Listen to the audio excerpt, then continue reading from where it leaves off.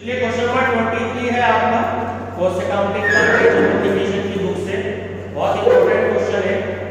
इसमें है कि when work in progress is given in profit and loss account. तो अब इसमें आपको ये ध्यान देना है कि क्या प्लस होना है और क्या माइनस होना है। ये प्रॉफिट एंड लॉस में थोड़ा सा ध्यान दें। ठीक, सबसे पहले ये बात ध्यान रखना कि हम सबसे पहले बनाते हैं अदर क्वेश्चन में कोस्ट शीट, लेकिन इस क्वेश्चन में जब आपको क्वेश्चन में ध्यान दीजिएगा कि आपको वर्क इन प्रोग्रेस की कंडीशन दे रखी होगी, तो उसमें आपको मटेरियल्स भी गिवन है, फैक्ट्री भी गिवन है, फैक्ट्री एक्सपेंसेस और वेजेस भी गिवन है। तो जब ये तीनों चीजें आपको बाय साइड में गिवन हो बाय वर्क इन प्रोग्रेस, तो आप सबसे पहले प्रॉफिट एंड लॉस का प्रोफॉर्मा बनाएंगे। ठीक है, ये बात आपको ध्यान रखनी है। चलिए ध्यान दीजिए।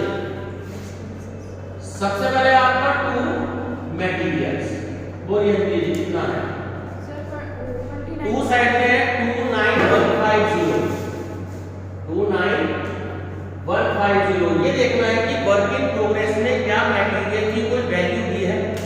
वो देखिए आपको बाय साइड में दे रखी है, मिल गई। तो ये आपकी वैल्यू जो है माइनस होनी है। मैं शॉर्ट में लिख रहा हूं वर्क इन प्रोग्रेस को WIP। क्या होनी है? ये हमेशा माइनस होगी। बाय साइड में जो वर्क इन प्रोग्रेस दिया होगा है वो आप माइनस कर देंगे। तो 2800 माइनस कर दीजिए सर 26350 26350। चलिए नेक्स्ट है आपके पास में to productive wages. To productive wages. देखो वेजेस क्या आपको दिया है वर्क इन प्रोग्रेस में, ये भी दे रखा है। तो 18160 को ये आपको दे रखा है। ठीक है, सर 610 है वो 610 18,000 लिख दिया। तो 18,610 है, तो इसमें से भी वर्क इन प्रोग्रेस को माइनस कर दीजिए। सर 1560 जो आपको दे रखी है, जी सर बोलो 17050 17050। ठीक, थर्ड नंबर पे देखो फैक्ट्री एक्सपेंसेस, ये भी आपको वर्क इन प्रोग्रेस में दे रखा है। तो टू फैक्ट्री एक्सपेंसेस। ठीक, ये मान क्वेश्चन में आपका गिवन है 14055 और इसमें से वर्क इन प्रोग्रेस जो फैक्ट्री एक्सपेंसेस की है 1170 माइनस कर दीजिए 128 कितना 85।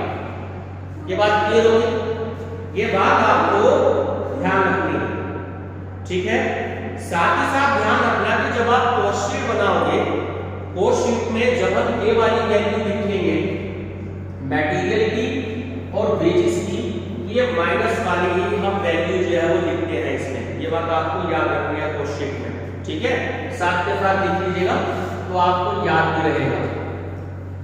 मटेरियल्स 26350 और उसके बाद आपको प्रोडक्टिव वेजेस भी दे रखी है। Productive wages 17050। ये बात क्लियर होगी। फैक्ट्री एक्सपेंसेस का रोल अभी 2 मिनट बाद बताऊंगा। ठीक है, चलिए तो अब ध्यान से देखना कि सेल्स देख लीजिए कि बाय में सेल्स कितनी है। प्रॉफिट एंड लॉस का फॉर्मेट बना रहे हैं, बोलो प्राची जी। सर 75000 75000। क्या फिनिश गुड्स भी दिया है बाय साइड में? By stock of finish goods. ध्यान रखना है कि प्रॉफिट एंड लॉस भी बाय साइड में जाता है। बाय स्टॉक ऑफ शॉर्ट में लिखा हुआ है। ठीक है, फिनिश गुड्स बोलो कितना है? सर 1812। चलिए ना टोटल कर दीजिए बाय साइड का 76812 7। इसमें से ये तीनों आइटम माइनस कर दीजिए टू साइड पे।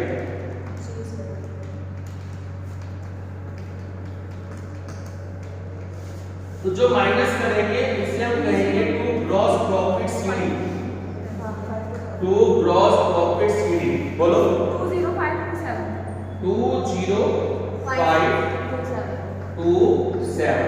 ये बात ध्यान रखना कि जब आप ये वाला क्वेश्चन कर रहे हो, एक तो बच्चे यहाँ मिस्टेक कर देते हैं कि बाय सो को फ्रेश कोड्स बाय साइड में आता है, तो इसमें से जब आपने ये तीनों आइटम माइनस कर दिए, इसे हम कहेंगे टू ग्रॉस प्रॉफिट सीडी। ठीक है, क्योंकि क्वेश्चन में देखो एक आइटम और दे रखा है आपको, एडमिनिस्ट्रेटिव एक्सपेंसेस मिल गया, इसलिए मैंने इसको ग्रॉस प्रॉफिट को सीडी करा। ठीक है, तो इसे बीडी कर दीजिएगा, by gross profit BD 20527। Clear हो गया? दो लाइन छोड़ के टोटल भी कर दीजिएगा 20527। अब बोलो एडमिनिस्ट्रेटिव एक्सपेंसेस कितना दे रखा है? Sir 13650। To administrative expenses 13650 minus कर दो इसमें से,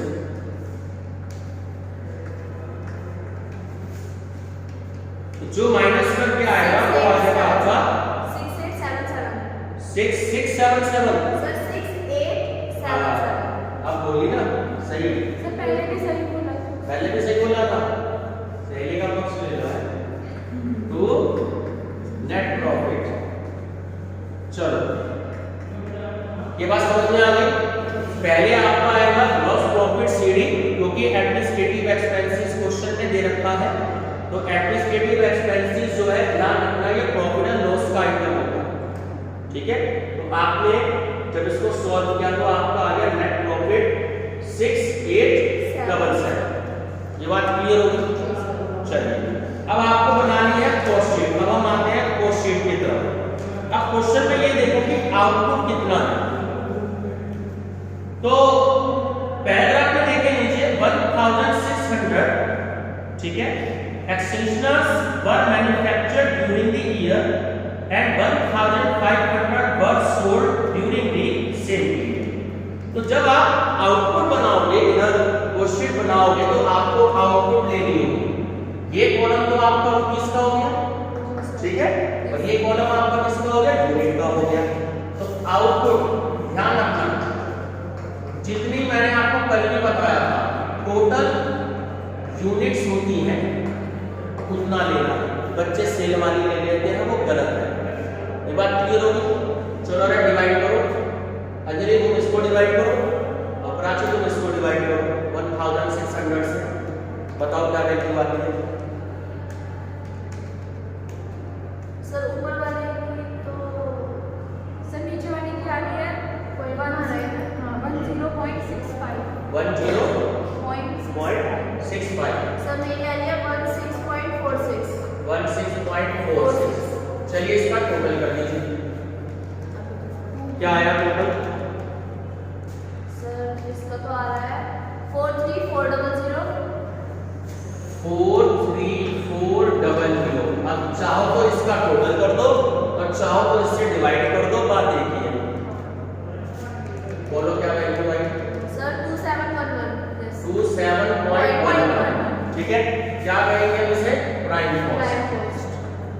प्राइम कॉस्ट, ठीक है। चलिए अब क्वेश्चन में तुम ये देखो कि जो फैक्ट्री एक्सपेंसेस है, जो नेक्स्ट पैराग्राफ है उसमें आपको दे रखा है the cost records show that factory expenses work out at ₹8, है ना, एडमिनिस्ट्रेटिव 9 दे रहा है। तो हम फैक्ट्री एक्सपेंसेस की बात करते हैं, ₹8 की आपसे बात कर रहा है, ठीक, तो यहाँ पे प्लस कर दो, प्लस फैक्ट्री एक्सपेंसेस। अब ध्यान से समझ लीजिए, अनस जो कि आप जो बैठे हैं यहाँ 1600 यूनिट दे रखी है, 8 रुपए रेट दे रखा है पर यूनिट, मल्टीप्लाई करो। मल्टीप्लाई तो करोगे सर 12800। 12800 बिल्कुल ठीक है, टोटल कर लो 12800 और यहाँ आ गया 8 रुपए। अंजलि तुम जो रेट का बता सकते हो टोटल है 56200। 56200 और इधर 1135.1, ठीक है। सर एक ठीक, इसको क्या कहते हैं हम? प्राइम कॉस्ट के बाद में टोटल को वर्क कॉस्ट। यहां तक तो क्लियर है? Yes sir. अब एडमिनिस्ट्रेटिव एक्सपेंसेस तुम्हें 9 रुपीस दे रखा है, देखो उसी लाइन में 9 दे रखे हैं एडमिनिस्ट्रेटिव, सो 9 को लिख दो इधर और 9 की मल्टीप्लिकेशन कर दो 1600। 14,400। ठीक है, अब टोटल कर दो इसका। सर एक मिनट साइड रखना। हाँ, प्लस सर 7,600। एडमिनिस्ट्रेटिव एक्सपेंसेस, हाँ बोलो बेटा। सर 17,600। 17,600 और इधर 46.11 कितना? 44 है, 44 कर लो, 44.11। यहाँ तक क्लियर हो गया? अब क्वेश्चन में देखो क्या और कोई एडजस्टमेंट है नहीं है, और इसके बाद क्वेश्चन में आपको कुछ भी नहीं दे रखा। ठीक है, तो जो आपका कॉस्ट ऑफ प्रोडक्शन मैंने कल भी बताया था कि बस कॉस्ट के बाद जो आपका टोटल होगा वो क्या होगा? कॉस्ट ऑफ प्रोडक्शन बताया था मैंने कल के क्वेश्चन में भी, क्वेश्चन नंबर 22 में। और ये बताया था कि अगर क्वेश्चन में फिनिश गुड्स की सिचुएशन है, जैसे कल 2000 आई थी, 20,000 मैन्युफैक्चरिंग करी थी, 18,000 बेची थी, तो 2000 की हो गई थी। अब इस क्वेश्चन में देखो कि क्या आपके पास में क्लोजिंग स्टॉक को फिनिश गुड्स है, तो वो क्या होगा? माइनस हो जाएगा। ये तो पता है ना? Closing stock of finished goods. बोलो क्या सिचुएशन बैठती है क्लोजिंग स्टॉक की? यही वाली वैल्यू बैठेगी 70,600। 70,600 मल्टीप्लाई किससे करो?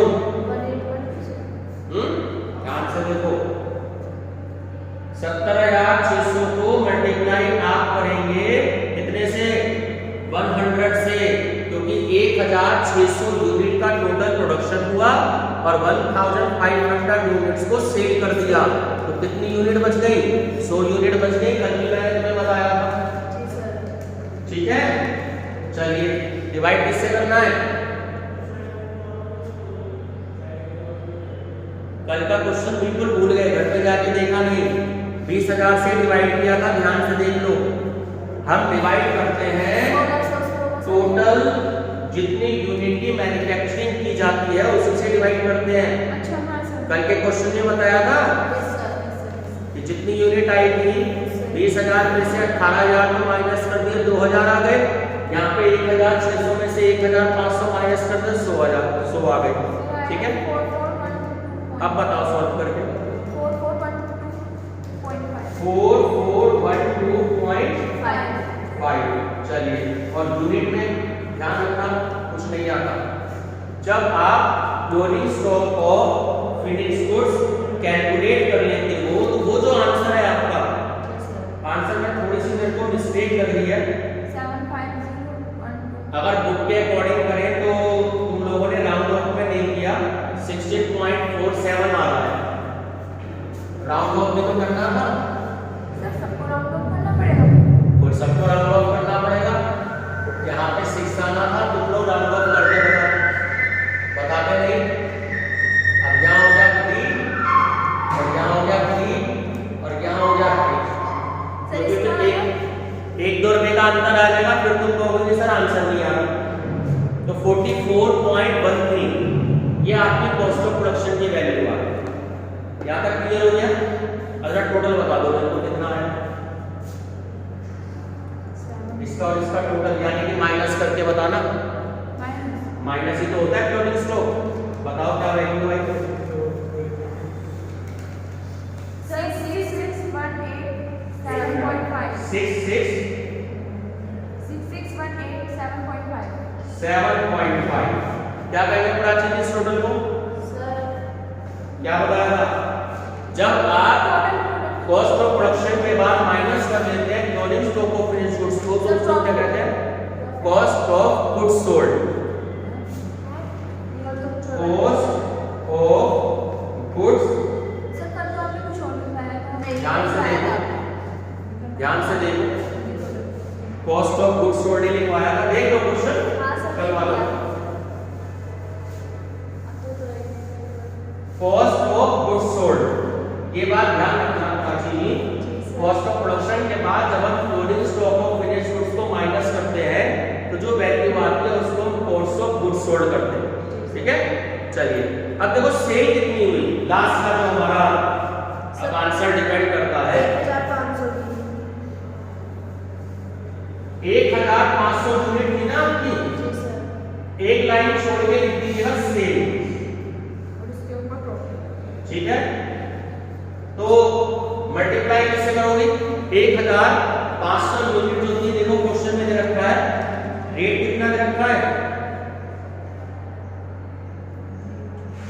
किससे मल्टीप्लाई करना है,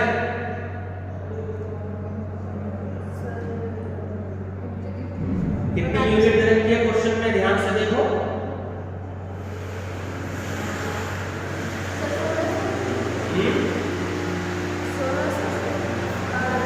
एक 1500 यूनिट तो है, ठीक है।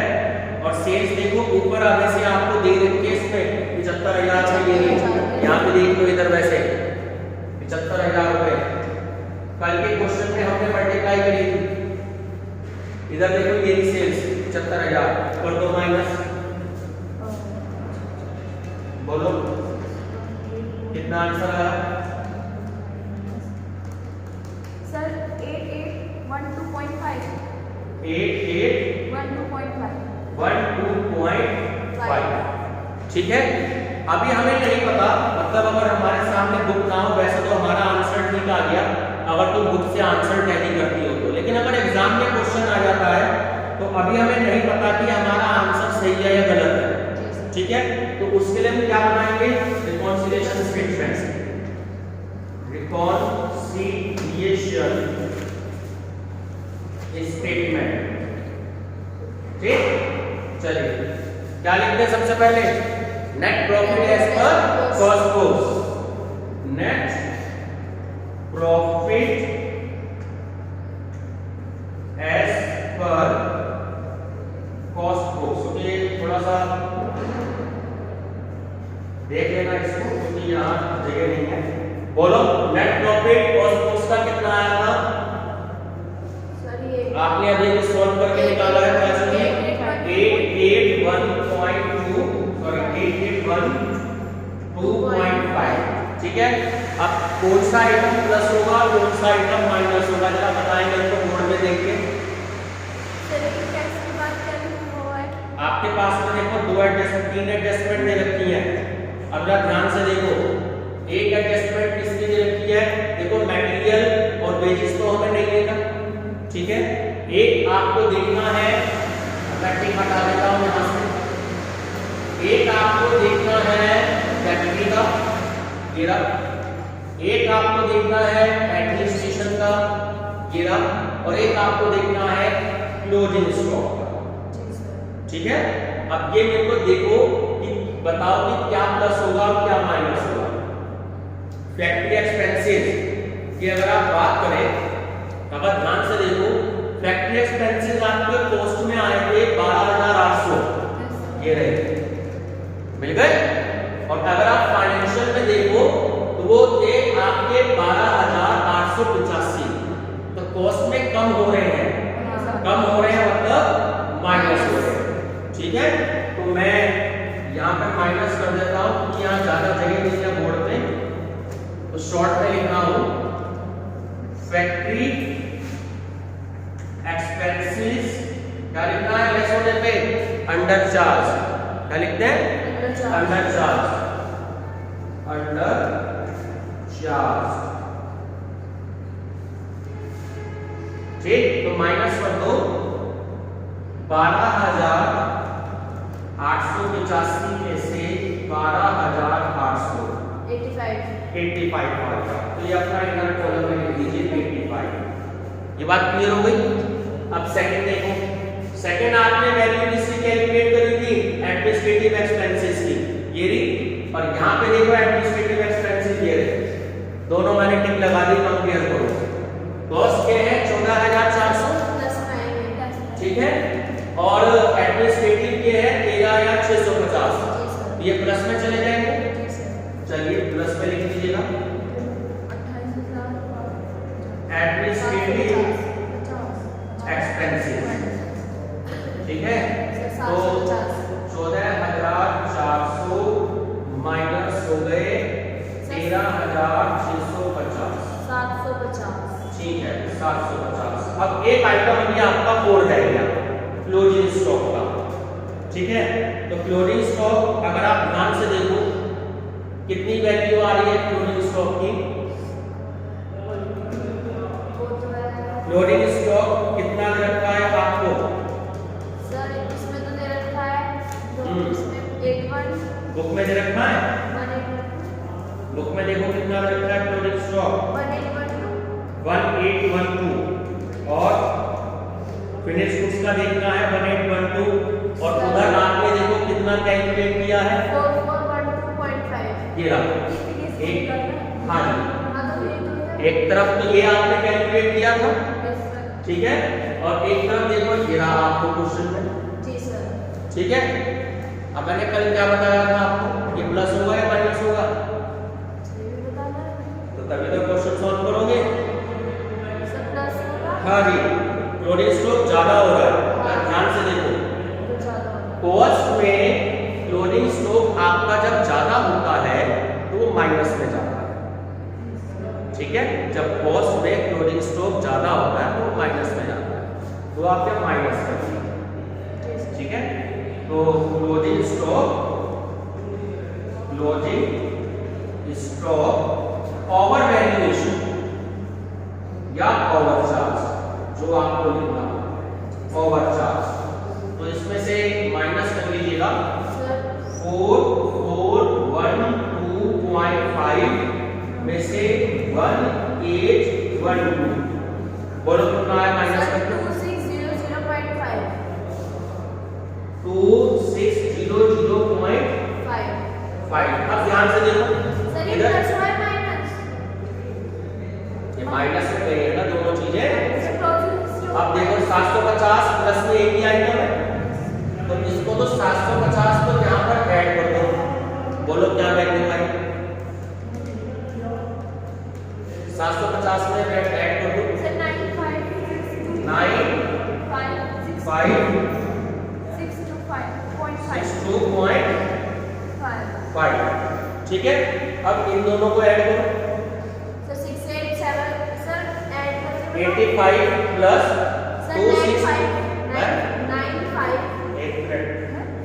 2600.5 को ऐड करो 85। एक में रुक जाओ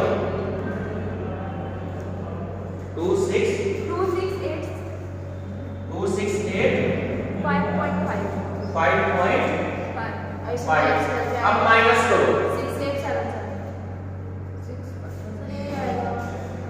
इसमें से माइनस करोगे तो 68 तो मेरे को कंफ्यूज कर दो, सही आ रहा है सर मेरा